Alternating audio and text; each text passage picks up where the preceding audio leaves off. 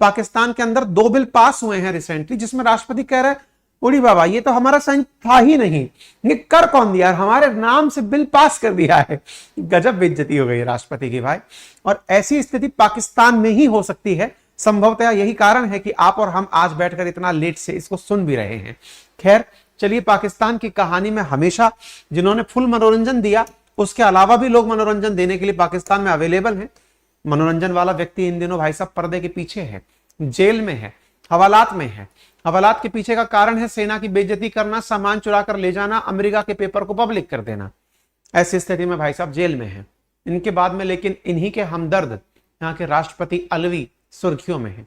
राष्ट्रपति अलवी सुर्खियों में है कारण इनके ऊपर आरोप लगा है कि इन्होंने अपनी दोस्ती का, वफादारी का इनाम दे दिया है। कैसी दोस्ती थी आपको भी पता होगा। भारत के अंदर भी सामान्यतया राष्ट्रपति वो व्यक्ति बनता है जिसका सत्ता पक्ष के साथ में वोट बैंक सही रहा हो। जैसे भारत के अंदर चाहे कोई से भी समय पर, चाहे कोविंद जी रहे हों, चाहे मुर्मू जी रही हों, कोई भी रहे हों, इन सबका केस ये होता है कि जब सत्ता पक्ष में जिसका बहुमत है वो राष्ट्रपति उम्मीदवार को डिक्लेयर करता है, राष्ट्रपति बहुमत वाले दल के वजन से या उनके वोट शेयर से सामान्यतया ऐसा होता है कि वो राष्ट्रपति के पद तक पहुंच जाता है। इनके यहां पर भी ये हुआ। जो अलवी राष्ट्रपति बने हुए हैं ये इमरान खान के समय से राष्ट्रपति हैं, यानी इनके द्वारा ही इनको राष्ट्रपति के पद तक पहुंचाया गया था, इनकी पार्टी के द्वारा, लोकतांत्रिक प्रक्रियाओं की पालना के द्वारा। हालांकि जब जब इनके ऊपर कोई भी कार्य किया गया ये चुप रहे, तो लोगों ने कहा अच्छा सिला दिया तूने मेरे प्यार का, मतलब राष्ट्रपति होकर के तुमको इमरान खान के प्रति वफादारी दिखाने का मौका नहीं मिला। भाई साहब ये चुप बैठे रहे, बोले सही समय आएगा तब बताऊंगा। अब यहां पर हुआ यह है कि पाकिस्तान के अंदर इनकी जो संसद है उसका सत्र बंद हो गया है, सत्र चल नहीं रहा है, स्थगित हो गई है, सत्र खत्म हो गया है, सत्र अवसान हो गया है। सत्र अवसान होने के पश्चात में अब ये निकल कर अचानक आए हैं और कह रहे हैं यार हमने तो साइन ही नहीं किया था, कौन सा बिल जिसके तहत तुमने इमरान खान को गिरफ्तार किया है। बोले मतलब तुम जो इमरान खान को गिरफ्तार करने के लिए बिल पास करवाए थे, बोले हाँ करवाए थे, उस पर हमारा साइन नहीं था।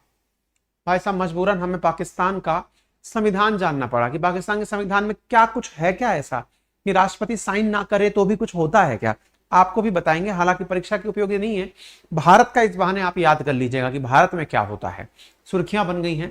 पाकिस्तान के प्रेसिडेंट ने कहा he did not sign new national security law, जिसके तहत इमरान खान को उठा के डाल दिए हो, पूर्व विदेश मंत्री को उठाकर डाल दिए हो, हम उस लेटर को साइन ही नहीं किए थे। ऐसी स्थिति के अंदर ये सुर्खी बनती है। ट्विटर हैंडल पर डॉक्टर आरिफ अलवी लिखते हैं as God is my witness, भगवान गवाह है, ईश्वर गवाह है, अल्लाह गवाह है, I did not sign official secret amendment bill 2023, Pakistan Army Amendment Bill 2023. My staff, as I disagreed with these laws, मैं इनके मानता ही नहीं हूं इन लॉज को। I asked my staff to return the bill unsigned. मैंने तो अपने staff से कहा था कि बिना साइन किए लौटा दो। Within stipulated time to make them ineffective. I confirmed them many times that whether they have been returned or was assured that they were. However, I found out today that my staff undermined my will and command. As Allah knows all, He will forgive. But I ask forgiveness from those who will be affected. भाई साहब इन्होंने तो पासा ही पलट दिया। इन्होंने कहा और उसके तुरंत बाद पाकिस्तान में इमरान खान की पार्टी के उम्मीदवारों ने अपना पोस्टर बॉय बना लिया। उन्होंने कहा नेताजी तुम संघर्ष करो, हम तुम्हारे साथ हैं। Stay strong Arif Alvi.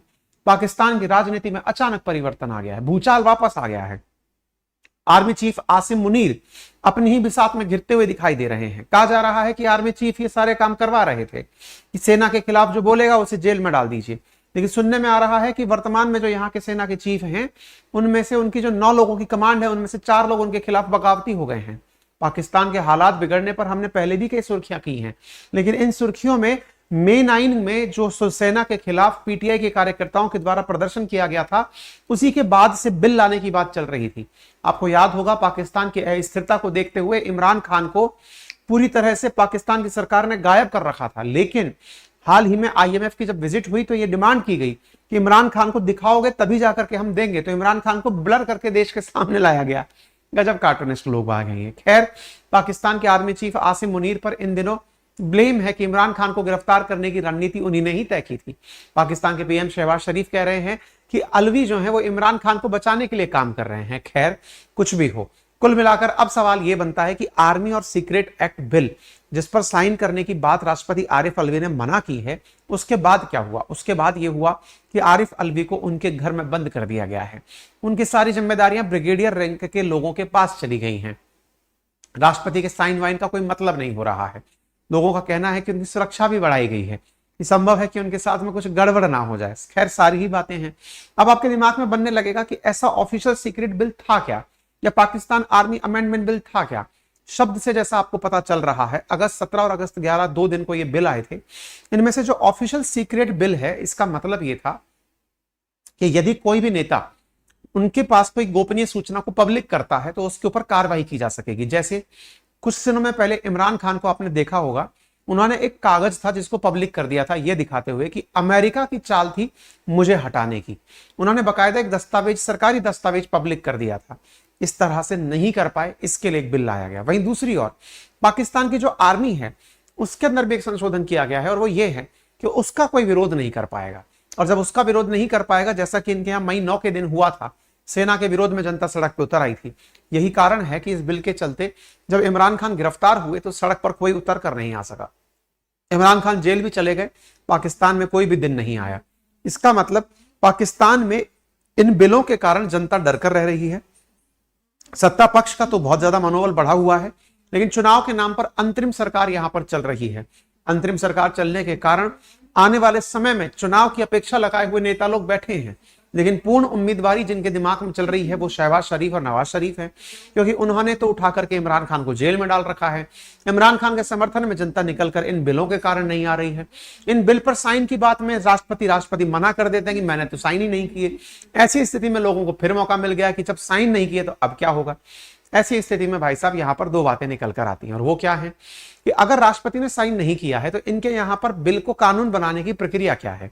तो एक्टिंग जो वर्तमान में केयर टेकर लॉ मिनिस्टर है, उनका कहना है कि राष्ट्रपति को अगर हमारे लोअर हाउस और अपर हाउस यानी सीनेट के द्वारा बिल भेज करके पास करके भेजे जाते हैं तो उसे 10 दिन में उन्हें पास करना होता है। अगर नहीं किया तो उन्हें हम पास ही मानते हैं। इसके ऊपर कई कानूनी जानकार निकल के आए। उन्होंने पाकिस्तान के संविधान के आर्टिकल 75 क्लॉज 1 का हवाला दिया। बोले ऐसी तो कोई बात लिखी हुई नहीं है। पाकिस्तान का राष्ट्रपति अगर 10 दिन के भीतर लौटाता है तो संसद उस पर पुनः विचार करती है और फिर भेजती है, और पुनः विचार करने के बाद जब भेजा गया बिल होता है उसको राष्ट्रपति को पास करना ही होता है। लेकिन इस केस में तो राष्ट्रपति ने कुछ भेजा ही नहीं, तो फिर कैसे मान लोगे। तो यहां पर केयर टेकर लॉ मिनिस्टर ने कहा कि नहीं नहीं, हमारे कानून में ऐसा लिखा हुआ है। तो कानून के जानकार जो पाकिस्तान के हैं वो आर्टिकल 254 निकाल के पाकिस्तान का ले आए। उन्होंने कहा कि देखो जी, ऐसा कहीं पर भी लिखा हुआ नहीं है कि 10 दिन के अंदर अगर पास नहीं किया तो पास ही मान लिया जाएगा, राष्ट्रपति अपने पास रख सकता है। तो आपको ऐसी कौन सी शक्ति लगी जो पाकिस्तान के राष्ट्रपति के पास नहीं है लेकिन हमारे राष्ट्रपति के पास है? जब कमेंट बॉक्स में लिखिएगा। हिंट दे देता हूं, यहां बात वीटो पावर की हो रही है। राष्ट्रपति के द्वारा अगर इस तरह का कहा गया है तो मोरल ग्राउंड पर सरकार के पास अब कोई कारण नहीं बचता कि वो उन बिलों को पास मान ले। ऐसी स्थिति में या तो ये मामला सुप्रीम कोर्ट जाएगा या बिल अभी के लिए रद्द कर दिए जाएंगे। क्या दोबारा बिल बैठाने के लिए संसद बिठाई जा सकती है? जी नहीं, क्योंकि यहां तो ऑलरेडी अंतरिम सरकार चल रही है। इसका मतलब संभव है कि राहत पहुंचाने के लिए ही यह सारा कार्य किया गया है। ऐसी स्थिति में इमरान खान और उनकी पार्टी के लोगों को एक उम्मीद जगी है राष्ट्रपति के इस कद से, इस कार्य से, कि आने वाले समय में उनको राहत मिल जाएगी। खैर, ये पूरा पॉलिटिकल ड्रामा है।